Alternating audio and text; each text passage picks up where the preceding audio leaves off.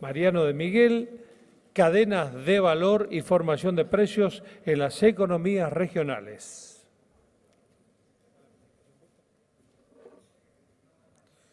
Bueno, buenas tardes a todos. Sé que estamos apremiados con los tiempos y la verdad que lo último que quiero es que me manden a los perros, así que voy a adelantar la conclusión. En todo caso, cuando llegue el presidente, por supuesto, lógicamente me bajaré, aunque estemos en la mitad o en la cuarta parte. Un primer punto que a mí me interesaría mencionar, agradeciendo, por supuesto, personalmente la invitación que nos han hecho Confederaciones Rurales Argentinas y en mi nombre de CAME, donde formo parte y dirijo el Departamento de Estudios Económicos y preparamos esta presentación un poco en nombre de un sector de CAME que es muy importante, que es el de las economías regionales, que ya de movido uno podría decir de qué hablamos cuando hablamos de economías regionales. Nobleza obliga, en CAME economías regionales incluye y excluye algunas cosas, ¿no? Hay algunos comunes denominadores que en CAME se mira para hablar de economías regionales y enfocarlo desde el problema de las cadenas globales de valor y el proceso de formación de precios.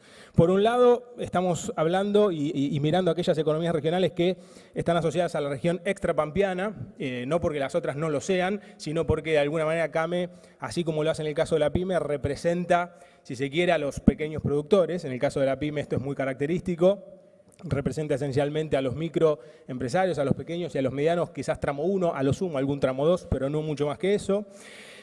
Como digo esto, desde la mirada de la CAME es clave que estén muy vinculadas estas economías regionales que se van a analizar a las pequeñas y a las medianas empresas, es decir, que sean un actor relevante de esto y que sean intensivas en mano de obra, ¿no? De alguna manera es un común denominador estos tres elementos que definen lo que CAME mira desde economías regionales para analizar la problemática de la cadena de valor y del proceso de formación de precios. Como no está totalmente definido y estamos lejos de tener un consenso generalizado sobre lo que es y no es economías regionales, cuando lo miramos desde los productos, evidentemente también ahí podemos tener alguna diferencia, pero como ustedes saben, y seguramente lo saben, hablamos desde el ajo, los cítricos, el algodón, el arroz, el maní, la uva, el té, el tabaco, berries, peras, yerba mate. Yo diría que conclusión central de todo esto es que un poco a escala de sector, las economías regionales reproducen un problema de la PYME en general, que es el de la competitividad. Pero si bien hay un común denominador en esa problemática, o un conjunto de ejes que la componen, por supuesto que hay especificidades particulares y eso obliga a que el tratamiento no puede ser el mismo y de tal manera no es lo mismo la problemática del complejo arrocero yerbatero que el vitivinícola o las peras y manzanas como nos ilustraron anteriormente. Entonces, esto obliga a mirar caso por caso y punto por punto. 2 o 3 números de referencia que son importantes para nosotros, para saber un poco de lo que hablamos. Estamos hablando de economías regionales que representan grosso modo el 60% de las explotaciones agropecuarias, que son grosso modo el 15% del valor agregado bruto de las cadenas agroalimentarias y un poco similar a lo que pasa con la PYME, representan el 70% de la mano de obra rural. Esto es ese universo dentro del cual nosotros miramos y nos enfocamos. Una pregunta que a todos nos viene a la cabeza inmediatamente, de alguna manera, ¿cuál ha sido la evolución de estos sectores, ¿no? Y propio de la heterogeneidad del sector, lo mismo ocurre con lo que miramos acá en la evolución, tanto desde el punto de vista de la producción a precios constantes y cómo contribuye cada rubro al crecimiento del sector que en este caso las estadísticas oficiales toman en consideración. Fíjense ustedes que hasta el 2015, que es hasta donde tenemos los datos oficiales en este caso, sin recurrir a otras estimaciones, y desde el 2001 hay un crecimiento promedio del 13%. Como ustedes saben, el promedio siempre puede ser engañoso y no es en todos los casos un indicador de la dinámica general. Este es precisamente ese caso donde ese 13% no representa la heterogeneidad que se da en cada uno de ellos. Si ustedes me preguntan, dice Mariano en CAME, y sobre todo no ustedes en el Departamento de Estudios Económicos, sino sobre todo economías regionales, ¿qué mira especialmente? Bueno, mira por un lado y analiza hace muchos años cuáles son las características, las especificidades de las cadenas de valor, en la que en definitiva componen o donde forman parte de las economías regionales, y por otra parte, que de ahí sale un índice bastante conocido del IPOD, que es un índice de precios de origen y destino de las producciones de estas diferentes producciones que componen las economías regionales, lo que mira es cómo se forma ese precio, siempre con una premisa que ha salido como consecuencia de un diagnóstico, y es que el productor tiene una posición relativamente desfavorable. Quizás, a diferencia de lo que mencionaba el orador anterior, en esa clarísima en ese clarísimo análisis sobre el sector suyo que estaba haciendo y decía, bueno, el productor no tiene una tan mala participación. Lo que vamos a ver con dos ejemplos muy cortitos es que cuando uno mira las economías regionales que enfoca CAME por las razones que antes expliqué, efectivamente pasa lo contrario. En general tiene una posición relativamente desfavorecida y eso obliga a un análisis bastante particular. Piensen ustedes que en promedio el precio de origen es menos del 20% del precio final de las que analiza CAME en este caso, y acá hay considerado un montón, o un peso, perdón, más que un montón, un peso porcentual importante de impuestos. Déjenme ilustrarlo con dos casos muy representativos y al mismo tiempo ilustrativos. Por un lado, el del huevo, donde tenemos una economía regional que tiene un IPOD bajo.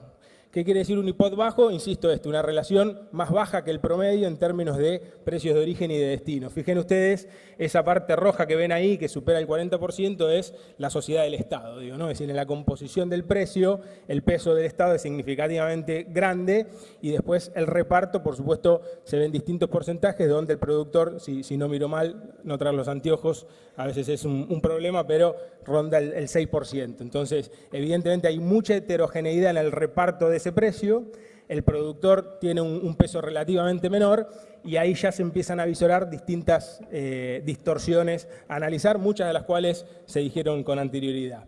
Otro ejemplo es el de la naranja, ¿no? Uno mira la naranja, acá la relación entre origen y destino es mayor, es decir, el peso del productor todavía es menor, pero noten ustedes cómo, desde el punto de vista de la participación, por ejemplo, impositiva, estamos en un porcentaje también relativamente elevado, lo cual marca que ahí ya hay un eje a resolver en esta problemática más general que es la de la competitividad, ¿no? En última instancia, problemática que refiere a costos, que refiere a rentabilidad, que refiere a cómo, en definitiva, en los casos que se pueden, las economías regionales tienen una buena o no tan buena performance exportadora.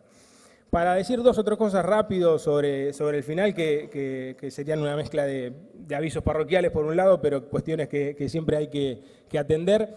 El sector de economías regionales en CAME, con el cual trabajamos, insisto, del Departamento de Estudios Económicos, cuando conversamos decimos, bueno, ¿dónde ustedes pondrían el foco para tratar de entender cómo ayudar a la economía regional en función de diagnosticar, distinguir los problemas que tiene? Y dice, bueno, seguro hay problemas ligados a la localización, esto tiene que ver con costos del transporte, con impuestos subnacionales, con beneficios regionales que se han sacado y eso son un problema.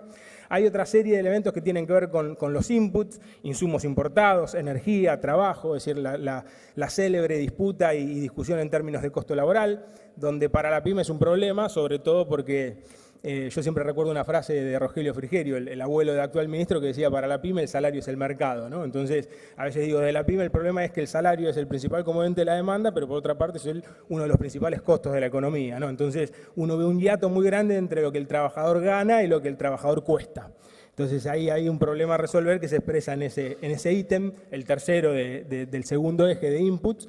Y también nos decían de economías regionales en CAME que hay algunos problemas y distorsiones ligados al tipo de cadena, a la extensión de la cadena. Esto tiene que ver no solo con la cuestión impositiva, ingresos, o mejor dicho, impuestos, como mencionaban dos o tres oradores atrás, ingresos brutos, es un impuesto que por definición penaliza el valor agregado. Esto acá se ve, por supuesto, cuanto más extensa la cadena, esa presión es mayor, pero también a la cuestión financiera, ¿no? Donde uno ve que en coyunturas macroeconómicas difíciles, donde el gobierno tiene la necesidad de pagar una muy alta tasa de interés para tratar de contribuir o disminuir la dolarización de las carteras, evidentemente esas tasas elevadas son un problema para este escenario de competitividad. Entonces, en estos tres ejes hay algunas cosillas para decir.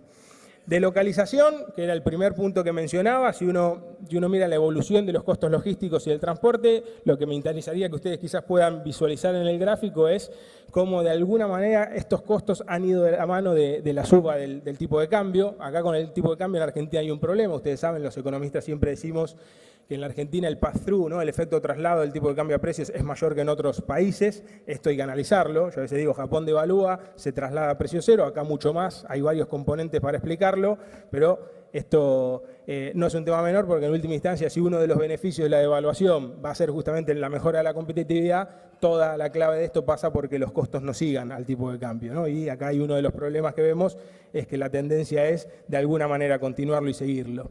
Otro elemento derivado de la localización y que ya les mencionaba anteriormente era la de la impositiva y, por ejemplo, de las alícuotas de ingresos brutos, que son muy diversas por sector, son muy diversas a nivel país. El caso de San Luis, me decía Agustina Gallardo, la coordinadora del equipo, que es muy sintomático y ilustrativo de esto, porque es una provincia que no adhirió al consenso fiscal y que entonces, en función de eso, las alícuotas en general son las máximas, pero hay mucha dispersión. Yo acá entiendo a los secretarios de Hacienda o a los ministros o a los que manejan la cuestión de Hacienda en los distritos en la provincia. Yo, si lo fuera uno de ellos, me tendrían que matar literalmente para sacarme ingresos brutos porque es la caja que me permite llevar adelante la gestión. Pero a veces, alguna vez en CAME pensamos cuánto costaría sacar ingresos brutos y cómo reemplazarlo, y la verdad que el problema no es tanto técnico sino político, ¿no? Por lo que acababa de decir, pero es un impuesto muy representativo del costo que esto tiene en materia de competitividad. Otro elemento en materia de localización, que es uno de esos ejes identificados en la problemática de competitividad, es la que tiene que ver con ciertos beneficios que existían y se sacaron, siempre desde el lado de la CAMI y de la pequeña y mediana empresa, aún entendiendo las dificultades que tienen los gobiernos para poder lograr un equilibrio fiscal. Se mencionaban los beneficios que tenía el decreto 814 y lo que significó, si se quiere, la pérdida en ese sentido, contemplando asimetrías regionales. Por otra parte, el decreto 128, que en este sentido hay un elemento que habría que tratar de que se pueda generalizar a todas aquellas producciones de las economías regionales, que es este adelanto del mínimo no imponible sobre las contribuciones patronales. También hay algunas otras cuestiones que habría que mencionar, por ejemplo, en términos de algunos artículos de la ley PYME, que de alguna manera todavía falta reglamentarlas, en parte porque todavía falta definir bien qué entendemos o no qué entendemos por economías regionales, pero sería muy bueno llevar adelante ese punto. Dos o tres cositas rápido sobre el segundo eje, antes de que venga el presidente y los perros. El segundo punto es la evolución de los precios importados, por ejemplo, energía eléctrica. Acá se ve algo parecido a lo que veíamos antes. El tipo de cambio de alguna manera marca una secuencia y una dinámica de los costos, que es un problema para la competitividad. Me decía alguna vez, en estas coyunturas difíciles para la PYME, el problema es que casi todo lo que debería subir baja, casi todo lo que debería bajar sube. En las economías regionales un poco se ve esto, ¿no? Y hay que analizarlo. Y después decíamos también las características de la cadena. Solo elegimos un gráfico para ilustrar la cuestión financiera.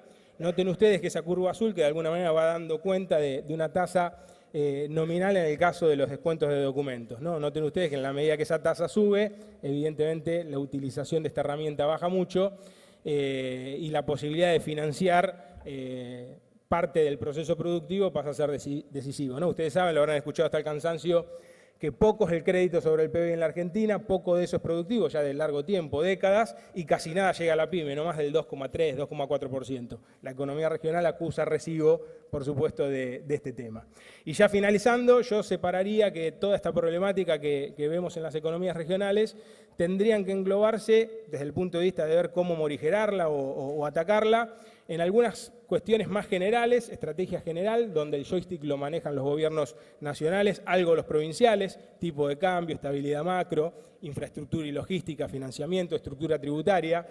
Decía, creo que 2 o 3 oradores atrás mío, decía algo que me gustó, no es que lo dijo así, pero yo lo interpreté de esta manera.